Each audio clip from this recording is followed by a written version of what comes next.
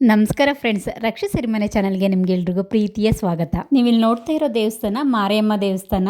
ನಾನು ಇವತ್ತು ಈ ದೇವಸ್ಥಾನಕ್ಕೆ ಹರಕೆನ ತೀರಿಸ್ಲಿಕ್ಕೆ ಬಂದಿದ್ದೀನಿ. ನನ್ನ ತವ್ರ ಮನೇಲಿರುವಂಥ ಇದು ದೇವಸ್ಥಾನ.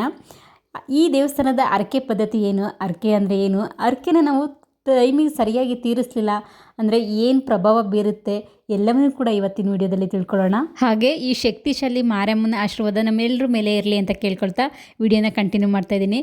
ಫ್ರೆಂಡ್ಸ್, ನೀವಿನ್ನೂ ನನ್ನ ಚಾನಲ್ನ ಸಬ್ಸ್ಕ್ರೈಬ್ ಮಾಡದೆ ನೋಡ್ತಿದ್ರೆ ಪ್ಲೀಸ್ ಚಾನಲ್ನ ಸಬ್ಸ್ಕ್ರೈಬ್ ಮಾಡಿ ನೋಡಿ. ಮಾಡಿದ್ರಲ್ಲ, ಬನ್ನಿ ಇನ್ನು ತಡ ಮಾಡೋದು ಬೇಡ, ವಿಡಿಯೋನ ಕಂಟಿನ್ಯೂ ಮಾಡೋಣ. ನಾವು ದೇವರಿಗೆ ಹರಕೆ ಮಾಡ್ಕೊಳ್ಳೋದೇನು ಕೇಳಿ, ನಮ್ಮ ಮನಸ್ಸಿನ ಆಸೆ ಈಡೇರಲಿ ಅಥವಾ ನಮ್ಮ ಜೀವನದಲ್ಲಿ ಏನಾದರೂ ಕಷ್ಟ ಇರುತ್ತಲ್ಲ ಆ ಕಷ್ಟಗಳು ತೀರಲಿ, ಅಥವಾ ಆರೋಗ್ಯ ಸಮಸ್ಯೆ ಇದ್ದರೆ ಆರೋಗ್ಯ ಸಮಸ್ಯೆ ಎಲ್ಲ ತೀರಲಿ, ಚರ್ಮ ರೋಗ ಸಮಸ್ಯೆ, ಬೇರೆ ಏನಾದರೂ ಒಂದು ಸಮಸ್ಯೆ ನಮ್ಮ ಜೀವನದಲ್ಲಿದ್ದರೆ ಆ ಸಮಸ್ಯೆಗೆ ಪರಿಹಾರ ಸಿಗಲಿ ಅಂತ ಹೇಳ್ಬಿಟ್ಟು ನಾವು ದೇವರಲ್ಲಿ ಕೇಳ್ಕೊಳ್ತೀವಿ. ನಮ್ಮ ಕಷ್ಟ ತೀರಿದ ಮೇಲೆ ನಿಮಗೆ ಹರಕೆನ ನಾನು ಕೊಡ್ತೀವಿ ಅಂತ.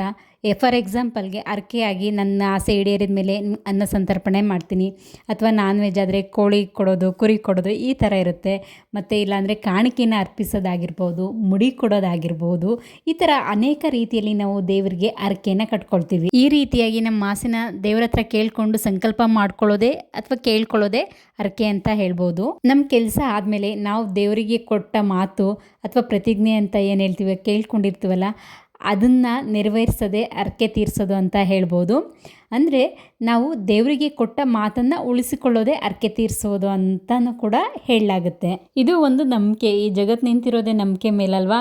ಹಾಗೆ ನಾವು ದೇವರಲ್ಲಿ ನಂಬಿಕೆ ಇಟ್ಟು ಪ್ರಾರ್ಥಿಸಿದರೆ ದೇವರು ನಮಗೆ ಖಂಡಿತ ಆಶೀರ್ವಾದ ಮಾಡ್ತಾನೆ ಅನ್ನೋದು ಒಂದು ನಂಬಿಕೆಯಿಂದ ನಾವು ಹರಕೆಗಳನ್ನ ಕಟ್ಕೊಂಡು ಹರಕೆಗಳನ್ನ ತೀರಿಸ್ತೀವಿ. ಬನ್ನಿ, ಇನ್ನು ನಾನು ಹರಕೆ ಯಾವುದಕ್ಕೆ ತೀರಿಸ್ತಾ ಇದ್ದೀನಿ ಮತ್ತು ಈ ದೇವರಿಗೆ ಯಾವ ಪದ್ಧತಿನಲ್ಲಿ ನಾವು ಹರಕೆನ ತೀರಿಸ್ಬೇಕು ಅಂತ ನೋಡೋದಾದರೆ, ಈ ದೇವಸ್ಥಾನದ ಹೆಸರು ಮಾರಮ್ಮ ದೇವಸ್ಥಾನ ಅಂತ ಹೇಳಿ. ಇದು ನನ್ನ ತವ್ರ ಮನೆಯಲ್ಲಿರೋದು. ನಾನು ಈ ದೇವಸ್ಥಾನಕ್ಕೆ ಹರಕೆನ ಹೊತ್ಕೊಂಡಿದ್ದೆ. ಇದು ನಮ್ಮೂರಿನ ಗ್ರಾಮ ದೇವತೆ ಅಂತಲೇ ಹೇಳ್ಬೋದು. ನಾನು ಈ ದೇವಸ್ಥಾನಕ್ಕೆ ಹರಕೆ ಕೊಟ್ಕೊಂಡು ಸುಮಾರು 7-8 ವರ್ಷಗಳೇ ಆಗಿತ್ತು. ಇಲ್ಲಿ ತನಕನೂ ಕೂಡ ನನಗೆ ಕಾಲ ಕೂಡ ಬಂದಿರಲಿಲ್ಲ ಹರಕೆ ತೀರ್ಸೋಕ್ಕೆ. ಈಗ ಕಾಲ ಕೂಡ ಬಂದು ಹರಕೆ ತೀರ್ಸೋಣ ಅಂತ ಬಂದೆ. ಮೊದಲೇ ಒಂದು ಗಾದೆ ಮಾತೆ ಇಲ್ವಾ, ಹರಕೆಯ ಸಮಯ 12 ವರ್ಷ ಅಂತ ಹೇಳಿ. ಹಾಗೆ ನಾವು ಎಷ್ಟು ನಮ್ಮ ಕೆಲಸ ಮುಗಿದ ತಕ್ಷಣವೇ ಹರಕೆನ ದೇವ್ರಿಗೆ ತೀರಿಸಿದ್ರೆ ದೇವ್ರಿಗೂ ಕೂಡ ಖುಷಿ ಆಗುತ್ತೆ ಅನ್ನೋದು ಒಂದು ನಂಬಿಕೆ. ನಾವು ಹರಕೆನ ಮರೆತರೆ ಅಥವಾ ತುಂಬ ಲೇಟಾಗಿ ತೀರಿಸಿದ್ರೆ ಅದನ್ನು ದೇವರು ನಮಗೆ ನೆನಪು ಮಾಡಲಿಕ್ಕೋಸ್ಕರ ಈ ಡೈರೆಕ್ಟಾಗೋ ಇಂಡೈರೆಕ್ಟಾಗೋ ಏನಾದರೂ ಒಂದು ಕುರುನ ಕೊಡ್ತಾರೆ. ಏನಾದರೂ ಒಂದು ಲೈಫಲ್ಲಿ ಪ್ರಾಬ್ಲಮ್ಸ್ ಬರೋದಿರ್ಬೋದು, ಅಥವಾ ಹೆಲ್ತ್ ಇಶ್ಯೂಗೆ ನಾವು ಮಾಡ್ಕೊಂಡಿದ್ರೆ ಅದೇ ಹೆಲ್ತ್ ಇಶ್ಯೂ ಮತ್ತೆ ರಿಪೀಟ್ ಆಗೋದಿರ್ಬೋದು, ಇನ್ನು ಬೇರೆ ಥರ ಕಷ್ಟಗಳು ಏನಾದರೂ ಬರ್ಬೋದು. ಈ ಥರ ಕಷ್ಟಗಳು ಬಂದಾಗ ಯಾಕೆ ಅಂತ ಒಂದು ಕ್ಷಣ ನಾವು ಯೋಚನೆ ಮಾಡ್ತೀವಲ್ವ, ನಾನು ಆ ದೇವರಿಗೆ ಹರಕೆ ಮಾಡ್ಕೊಂಡಿದ್ದೆ ನನ್ನ ಆಸೆ ಈಡೇರಲಿ ಅಥವಾ ನನ್ನ ಕಷ್ಟ ತೀರಲಿ ಅಂತ. ಆ ಕಷ್ಟ ತೀರಿದ ಮೇಲೂ ಕೂಡ ನನ್ನ ಹರಕೆನ ತೀರಿಸಿಲ್ಲ, ಹಂಗಾಗಿ ನನಗೆ ಇಂಥ ಕಷ್ಟ ಬರ್ತಿದೆ ಅಂತ ನೆನಪಿಸೋಕ್ಕೋಸ್ಕರ ದೇವರು ನಮಗೆ ಈ ಥರ ಶಿಕ್ಷಣ ಕೊಟ್ಟು ಹರಕೆನ ತಗೋತಾರೆ. ಬಟ್ ನಾವು ಇದಕ್ಕೆ ಅವಕಾಶ ಮಾಡಿಕೊಡ್ಬಾರ್ದು. ನಮ್ಮ ಕೆಲಸ ಆದ ತಕ್ಷಣವೇ ದೇವ್ರಿಗೆ ನಾವು ಹರಕೆ ತೀರಿಸೋದು ನಮ್ಮ ಕರ್ತವ್ಯವಾಗಿರುತ್ತೆ. ನಾನು ಈ ಗ್ರಾಮ ದೇವತೆಗೆ ಹರಕೆ ಮಾಡ್ಕೊಂಡಿದ್ದು ನನ್ನ ಮಗನ ವಿಷಯವಾಗಿ. ಅವನಿಗೆ ಸ್ಕಿನ್ ಪ್ರಾಬ್ಲಮ್ ಇತ್ತು. ಸ್ಕಿನ್ನಲ್ಲಿ ತುಂಬ ಅಲರ್ಜಿ ಆಗ್ತಾಯಿತ್ತು. ನಾವು ಎಷ್ಟೋ ಹಾಸ್ಪಿಟಲ್ಸ್ಗಳಿಗೆ ತೋರಿಸಿದ್ವಿ, ಆದರೆ ಅದು ತಾತ್ಕಾಲಿಕವಾಗಿ ಕಡಿಮೆ ಆಗ್ತಾಯಿತ್ತು. ಏನು ಮೆಡಿಷನ್ ಪವರ್ ಇರ್ತಿತ್ತಲ್ಲ, ಆ ಮೆಡಿಷನ್ ಪವರ್ ಇರೋವರೆಗೂ ಮಾತ್ರ ಅದು ಸ್ಕಿನ್ ಅಲರ್ಜಿ ಅವನಿಗೆ ಬರ್ತಿರಲಿಲ್ಲ. ಮೆಡಿಷನ್ ಪವರ್ ಕಮ್ಮಿ ಆದಮೇಲೆ ಮತ್ತೆ ಅವನಿಗೆ ಅಲರ್ಜಿ ಆಗ್ತಾಯಿತ್ತು. ಇದು ಸರಿಸುಮಾರು ಒಂದು 2-3 ವರ್ಷಗಳ ಕಾಲನೇ ಅವನಿಗೆ ಈ ಥರ ಪ್ರಾಬ್ಲಮ್ ಇತ್ತು. ನಮಗಂತೂ ಬೇಸತ್ತು ಹೋಗ್ಬಿಟ್ಟಿತ್ತು, ಏನಪ್ಪ ಮಾಡೋದು, ಹೀಗೆ ಎಷ್ಟು ಅಂತ ಹಾಸ್ಪಿಟಲ್ಗೆ ತೋರಿಸೋದು, ಆ ಹುಡುಗನಿಗೆ ಎಷ್ಟು ಅಂತ ಟ್ಯಾಬ್ಲೆಟ್ಸು ಇಂಜೆಕ್ಷನ್ನು ಕೊಡಿಸೋದು ಅಂತ ಹೇಳಿಬಿಟ್ಟು ತುಂಬ ಯೋಚನೆ ಮಾಡ್ತಾಯಿದ್ವಿ. ಯಾರಾದರೂ ನಮಗೆ ಸಜೆಸ್ಟ್ ಮಾಡಿದ್ರೆ ಆ ಹಾಸ್ಪಿಟಲ್ಸ್ಗೆ ಹೋದರೆ ಒಳ್ಳೆ ಡಾಕ್ಟರ್ದ್ರಲ್ಲೇ ಅಲ್ಲಿ ಹುಷಾರಾಗ್ಬೋದು ಅಂತ ಹೇಳಿದರೆ ಅಲ್ಲೂ ಹೋಗ್ತಾಯಿದ್ವಿ. ಮತ್ತಿನ್ನೊಂದು ಯಾರೋ ಬೇರೆ ಇನ್ನೊಂದು ಹಾಸ್ಪಿಟಲ್ ಸಜೆಸ್ಟ್ ಮಾಡಿದ್ರೆ ಅಲ್ಲಿಗೂ ಹೋಗ್ತಿದ್ವಿ. ಹೀಗೆ 10 ಹಾಸ್ಪಿಟಲ್ಗಳನ್ನ ಸುತ್ತಿದ್ವಿ.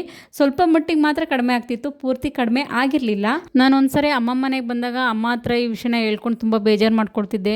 ಏನು ಮಾಡೋದಮ್ಮ, ಎಷ್ಟು ಹಾಸ್ಪಿಟ್ಲಿಗೆ ತೋರಿಸಿದ್ರು ಕೂಡ ಕಾಯಿಲೆ ಹುಷಾರಾಗ್ತಿಲ್ಲ, ಇವನ್ ಪ್ರಾಬ್ಲಮ್ಮು ಹೇಗೆ ಏನು ಅಂತ ಎಲ್ಲ ಕೇಳ್ತಾ ಇದ್ದಾಗ ಅಮ್ಮ ನನಗೆ ಸಜೆಸ್ಟ್ ಮಾಡಿದ್ರು, ಓಕೆ ಹಾಸ್ಪಿಟಲ್ಸಿಗೆ ತೋರಿಸೋದೆಲ್ಲ ತೋರಿಸಿದೆಯೇ, ನೋಡೋಣ ಈ ಮಾರಮ್ಮ ದೇವಸ್ಥಾನಕ್ಕೂ ಒಂದು ಹರಕೆ ಮಾಡ್ಕೊ, ನೋಡೋಣ ಏನಾದರೂ ವಾಸಿ ಆದರೂ ಆಗ್ಬೋದೇನೋ ಅಂತ ಅಮ್ಮ ಹೇಳ್ತು. ಅಮ್ಮನ ಮಾತನ್ನ ಕೇಳಿ ನಾನು ಮಾರಮ್ಮ ದೇವಸ್ಥಾನಕ್ಕೆ ನಾನು ಹರಕೆ ಮಾಡಿಕೊಂಡೆ. ನನ್ನ ಮಗನಿಗೆ ಕಾಯಿಲೆ ವಾಸಿ ಆದರೆ ನಾನು 2 ಕೋಳಿನ ತೊಗೊಂಡು ಬಂದು ತಳಗೆ ಕೊಟ್ಟು ಪೂಜೆ ಮಾಡ್ಕೊಂಡು ಹೋಗ್ತೀನಿ ಅಂತ ಈ ದೇವರಿಗೆ ಹರಿಸ್ಕೊಂಡಿದ್ದೆ. ನಾನು ಈ ದೇವಸ್ಥಾನಕ್ಕೆ ಬಂದು ಬೇಡ್ಕೊಂಡು ಹೋದ್ಮೇಲೆ ಸುಮಾರು ದಿನಗಳಾದಮೇಲೆ ನಿಧಾನವಾಗಿ ಅವನ ಸ್ಕಿನ್ ಪ್ರಾಬ್ಲಮ್ ಏನಿತ್ತು ಅದು ಕಡಿಮೆ ಆಗ್ತಾ ಬಂತು. ಮತ್ತು ಕಾಲಕ್ರಮೇಣ ಅದು ವಾಸಿನೇ ಆಯಿತು. ಮತ್ತು ಏನು ಪ್ರಾಬ್ಲಮ್ ಆಗಲೇ ಇಲ್ಲ. ಜೊತೆಗೆ ಮೆಡಿಸಿನ್ ಕೂಡ ತೊಗೊಂಡಿದ್ವಿ. ಹೀಗೆ ಎಷ್ಟೋ ವರ್ಷ ಆದಮೇಲೆ ಮತ್ತೆ ಆ ತಾಯಿ ದರ್ಶನ ಮಾಡೋವಂಥ ಪುಣ್ಯ ನನಗೆ ಸಿಕ್ತು. ಹಾಗಾಗಿ ಹರಕೆನ ತೀರಿಸ್ತಾ ಇದ್ದೀನಿ. ಫ್ರೆಂಡ್ಸ್, ಈ ದೇವಿಗೆ ನಾನ್ ವೆಜ್ ತುಂಬ ಪ್ರಿಯವಾದದ್ದು. ಈ ದೇವಸ್ಥಾನಕ್ಕೆ ಹರಕೆ ತೀರಿಸೋ ಪದ್ಧತಿ ಹೇಗೆ ಅನ್ನೋದನ್ನು ಸಂಕ್ಷಿಪ್ತವಾಗಿ ಹೇಳ್ತೀನಿ. ಈ ದೇವಿಗೆ ಕೋಳಿನ ಕೊಡೋದಾದರೆ 2 ಥರ ಇರುತ್ತೆ. ಒಂದು ತಳಿಗೆ ಮಾಡೋದು, ಇನ್ನೊಂದು ಒಪ್ಪಿಸ್ಕೊಳ್ಳೋದು ಅಂತ ಹೇಳ್ಬಿಟ್ಟು. ಒಪ್ಪಿಸ್ಕೊಳ್ಳೋದು ಅಂದರೆ ನಾವು ಹಾಗೆ ದೇವ್ರ ಹೆಸ್ರು ಹೇಳಿ ಆ ಕೋಳಿನ ದೇವರಿಗೆ ಒಪ್ಪಿಸ್ಬಿಟ್ಟು ನಾವು ನಾನ್ ವೆಜ್ ಮಾಡೋದು.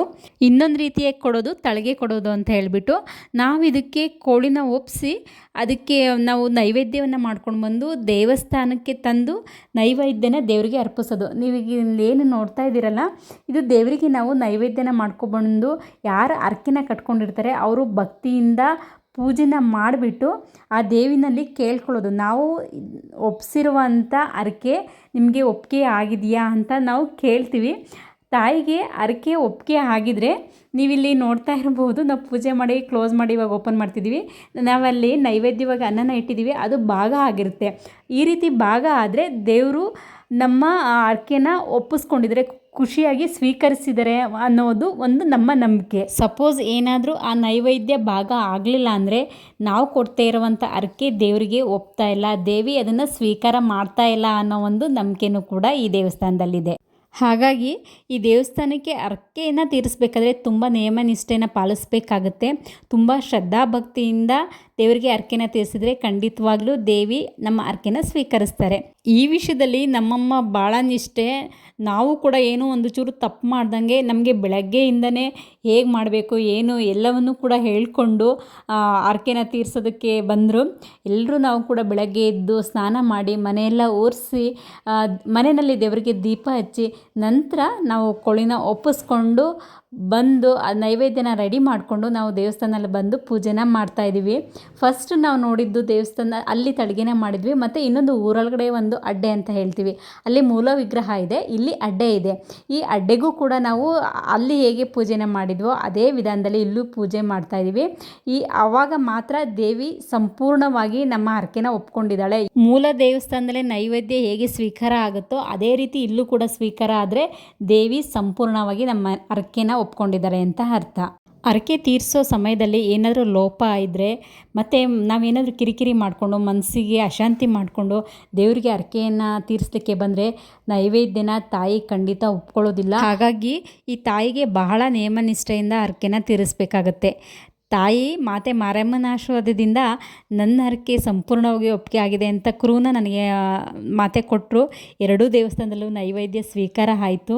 ಇದರಿಂದ ನನ್ನ ಮನಸ್ಸಿಗೆ ತುಂಬ ಖುಷಿ ಆಯಿತು. ನೋಡಿದ್ರಲ್ಲ ಫ್ರೆಂಡ್ಸ್, ಇದು ನಮ್ಮೂರಿನ ಮಾರಮ್ಮ ದೇವಸ್ಥಾನದ ಹರಕೆ ಪದ್ಧತಿ. ನನ್ನ ಜೊತೆಗೆ ನೀವು ಕೂಡ ನಮ್ಮ ಗ್ರಾಮ ದೇವತೆಯ ದರ್ಶನ ಮಾಡಿದ್ರ ಮಾತೆ ಮಾರಮ್ಮ ನಮ್ಮೆಲ್ರಿಗೂ ಕೂಡ ಆಶೀರ್ವಾದ ಮಾಡಿ ನಮ್ಮ ಬಾಳಲ್ಲಿ ಸುಖ ಶಾಂತಿ ನೆಮ್ಮದಿ ಆರೋಗ್ಯ ಸಿಗಲಿ ಅಂತ ನಾನು ದೇವರಲ್ಲಿ ಪ್ರಾರ್ಥಿಸ್ಕೊಳ್ತೀನಿ. ನಿಮಗೆ ಈ ದೇವಿ ದರ್ಶನ ಮಾಡಿದ ಮೇಲೆ ಏನನ್ನಿಸ್ತು ಅಂತ ಹೇಳ್ಬಿಟ್ಟು ಕಮೆಂಟ್ ಮಾಡಿ.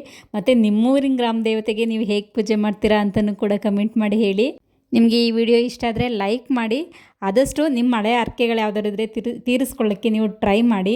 ಹಾಗೆ ನೀವು ಇನ್ನೂ ನನ್ನ ಚಾನಲ್ನ ಸಬ್ಸ್ಕ್ರೈಬ್ ಮಾಡಿಲ್ವಾ, ಪ್ಲೀಸ್ ಚಾನಲ್ನ ಸಬ್ಸ್ಕ್ರೈಬ್ ಮಾಡಿ. ಇದರಿಂದಾಗಿ ನನಗೆ ಹೊಸ ವೀಡಿಯೋಸ್ ಹಾಕಲಿಕ್ಕೆ ಎಂಕರೇಜ್ ಮಾಡ್ದಂಗೆ ಆಗುತ್ತೆ. ನೆಕ್ಸ್ಟ್ ವೀಡಿಯೋದಲ್ಲಿ ಸಿಗೋಣ ಫ್ರೆಂಡ್ಸ್, ಇಂಥದ್ದೇ ಒಂದು ಒಳ್ಳೆ ಇನ್ಫಾರ್ಮೇಷನ್ ಜೊತೆ. ಅಲ್ಲಿವರೆಗೂ ಟೇಕ್ ಕೇರ್, ಬಾಯ್.